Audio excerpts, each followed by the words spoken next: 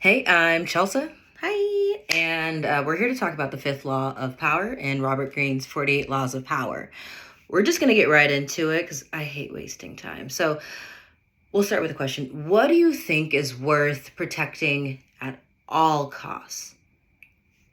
Think about it, think about it, think about it. Hopefully, maybe some of the ideas are family or friends or community or love. Um, but the fifth law of power says so much depends on your reputation, guard it with your life, which means that your reputation is the singular most important thing in your life. To me, that's sad. And I don't agree, but let's break it down, okay? Because when we talk about reputation, I do believe that reputation is worth protecting. The way you show up in the world should matter. The way that you impact your colleagues or your homies or your lovers or your friends or those enemies that we talked about should hold some significance to you. And all of the actions that we take do have consequences, be that good or bad. So I do think that it's worth being mindful of how you demonstrate your values by the actions that you take. So your reputation should matter. That's what I'm saying. And like, you should live your truth, right? Be who you want to be. But hopefully you want to be somebody who is really worth something, right? Really significant in your own right. But Robert Greene's, yes, I'm like reading a little bit, okay, whatever. Robert Greene's articulation of the fifth law of power places an overtly high value on base values. Values such as revenge and pettiness. So I say that's not worth following.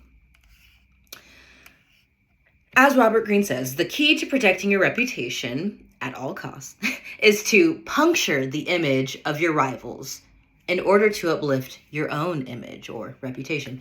So if you don't have a reputation, here's a way to create one, according to Robert Greene. You're encouraged to go on the offensive and carry out an attack on your rival's character. Yikes, that's so ugly, that's so gross, but let's keep going. The exact command, and that's what it is in this law, is to, and I quote, sow doubt, and also to, and I quote, spread rumors. Whoa. Greene's key takeaway based on the powerful men that he studied throughout history is twofold, okay? So first off, Greene notates that there are various ways in which men use their little imaginations and get creative with storytelling to shift narratives. We see it all the time. Look no further than politics today, okay? They be shifting the narrative all day long. Like, what's the truth? It's up for debate, according to them. So yeah, men have been doing this. This ain't new. And the whole logic, if you will, behind this is if you put someone's character, reputation up for debate, right, by sowing doubt, they're probably going to go on the defensive, right? They're going to be like, no, that ain't me. I didn't do this. And probably do the most to really try and protect themselves. That's actually natural. That's sort of an appropriate response. However, when the rival goes on the defensive because you've been attacking them for no goddamn reason, the rival actually ends up looking a little sus. Because what most people start to think, and this is because most people don't really think that hard, what most people start to think is, I mean, if he or she didn't really do it, why are they tripping? Why are they getting so defensive about it if it isn't true? Okay, so this law puts your rival under scrutiny, which leaves you free to fabricate the reputation that you don't yet have. Okay, so that means one way in which you can fabricate your reputation or really use this to your advantage is, okay, she's over here looking really, really bad, right? People are talking shit about her. Like, nobody really likes her. She's being canceled. Excellent. So I'm going to show up in the world as like the good girl, the heroine, the one who does no wrong, the one who has all the answers, the one who's on trend. Old girl is going to be focused on damage control while I'm over here building up the reputation based on nothing. Yikes, right? Like, even when I say it, it feels bad. Like I'm sweating because I'm like, ew, that's so icky.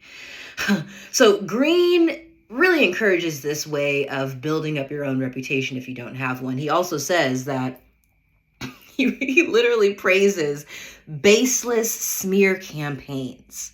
Okay, and he cites a couple of white men who were out here just like spreading lies, spreading rumors, really trying to make their opponent or rival look terrible, and it worked. So really what I'm learning, or what this law is teaching us, is that investing in the petty power of the rumor mill can get you far. But I'd say, as a woman, as a Black woman, investing in the power of the rumor mill is a cheap investment in your own reputation.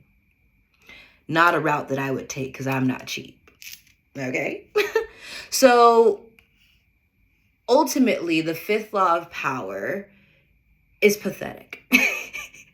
And rather than encouraging self-improvement through the acquisition of new skills, new habits, or by fostering healthy relationships, the opposite is proposed, right? Don't really do anything, just make other people look bad. It doesn't really matter how you're showing up in the world and the way in which your actions, are impacting people. Just, do you, make a mess, and then tell lies. Hate that idea. Green's interpretation of the fifth law of power focuses on tearing down someone else instead of on building up yourself.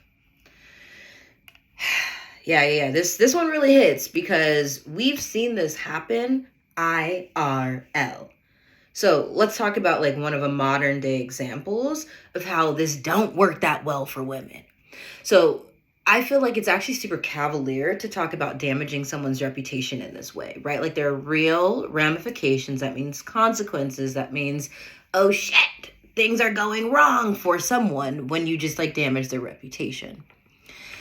And I think a man can talk about it casually because the patriarchy, right? And so much of the patriarchy is invested in making sure that men always look like providers, always look like protectors, always somehow looking like the good guy.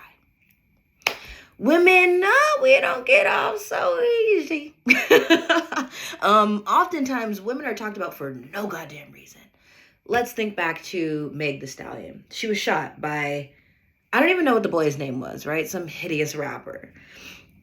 And his tactic, actually, it's the fifth law of power, right? Was to just defame her, make her look crazy, make her look like the liar, make us all confused about what took place. Meanwhile, Megan was in the hospital laid up with like a hole in her foot because she got shot by a man who got mad, right? There are consequences to our actions. And certain men, Drake, all the other losers in the world right now were really invested in making sure that this man who shot Megan, wasn't making sure that his reputation was intact. That's what I wanted to say. Thank you for holding with me, okay? So they're more interested in him looking good than in the truth of the matter, than in the fact that he harmed someone. That's scary. We should be worried about that. Don't be that person, okay? Another way in which this fifth law of power can get really murky, investing too much in our reputations, is with the Hathahate. Did y'all hear about that? Maybe some of y'all are Black, and I don't really think Black people are keeping up on white pop culture like that, so let me break it down for you. Our girl, Mia Thermopolis in Princess Diaries, right? I love Anne Hathaway. Anne Hathaway had a gorgeous career, right? She does Princess Diaries. She does Princess Diaries 2. She does The Devil Wears Prada. She's movie. Homegirl is popping off. She's hella famous. hella famous. And then the girlies got mad. Why? Because she was too famous. that was it. And the girlies are really only people online. Like regular schmegular girl typing, Anne Hathaway thinks she's so good. Anne Hathaway is too pretty. Anne Hathaway is this, right? Like anything that you could say about the girl was said. And again, people were literally saying she was too pretty. But she's a movie star, and that's kind of part of the deal. So for women, we can just show up in the world and somebody's going to be mad. Okay? And they were coming for her. They were coming for Anne Hathaway. Like, people literally started to hate her for literally no reason. Nada. To the tune that Anne Hathaway started losing job opportunities. Like, nobody wanted to be associated with her. It was awful. I had no idea. Okay? I just learned about this. Anyways, people were writing her off. You know, labels were dropping her left and right. They're like, oh, she got her whack-ass image. But what makes this story, I think, inspiring is that Anne Hathaway did remove herself from the spotlight. Okay, she's like, my reputation's taking a hit. Okay, I'm over here looking righty, and I didn't really do anything. But I'm more interested in my character. I'm more interested in my purpose, which is to tell stories, which is to show people a different way of moving through the world by being an actress. So Anne Hathaway moved herself from, you know, the public eye, wasn't really being hit up by paparazzi no more, but she was still working. She made movies. She made a movie. She made a movie. And then finally, I think some dude, right? Who cares who the guy was, gave her another opportunity to be in this gigantic film. I think it was like Interstellar. Correct me if I'm wrong, but it doesn't really matter. The point is, she came back on the scene. Why? Because she was working and she does have talent. So she got another opportunity a few years later and catapulted right back to where she belonged, at the tippy top. So imagine if she had invested too much in her reputation. Imagine if she didn't actually have skills or talent. When this new opportunity presented itself, she would have waffled it. It would not have been the comeback story. I wouldn't even be talking about her because she would have been done. Okay? When someone wrecks your reputation in Hollywood, if it's grounded on like facts, oh my God, it's damn near impossible to come back from that one. But this one wasn't on facts. It wasn't about nothing. It was, they sowed doubt, they mocked her, they made her seem less than, and she just kept working. She just kept developing herself. She just kept a little quiet, and then when the time was appropriate, pop back on the scene. Vlada. I think that demonstrates resiliency and an investment in the self, building oneself up rather than in tearing someone down. Mind you, Anne Hathaway is an Oscar award-winning actress, so it's really crazy that a regular person online, a collective, can like take her down. That happened, and yet she came back. Why? Because she's a woman who knows herself, who just kept working, just kept creating, and held on tight. I think that's worth thinking about, right? So rather than being super invested in a reputation, which is here today, gone tomorrow, because it literally is just like what people are saying about you in the streets, I think it's better, I know it's better, to invest in your character, to be a person worth talking about. Why? Because you're significant. Why? Because you add value to the world. Because you do something that helps other people. Because you inspire people. Because you know what you're talking about. Character will always supersede reputation because reputation is flimsy. It's dependent on how other people view you at a certain moment in time. Character, impenetrable if you really have a good character. So think about that. What are you doing to build yourself up, to increase your skills, to have better relationships, deeper connections, to add value to the world? What are you doing? And if you ain't doing nothing, well, now's a great time to start, right? No time like the present. So get on that and invest a little less in your reputation and a lot more in your character. Stay with us for the 6th law of power. I'm sure it's going to suck as well, but we'll break it down and we'll figure out a better way to use our power in the world. Thanks for watching. Take care.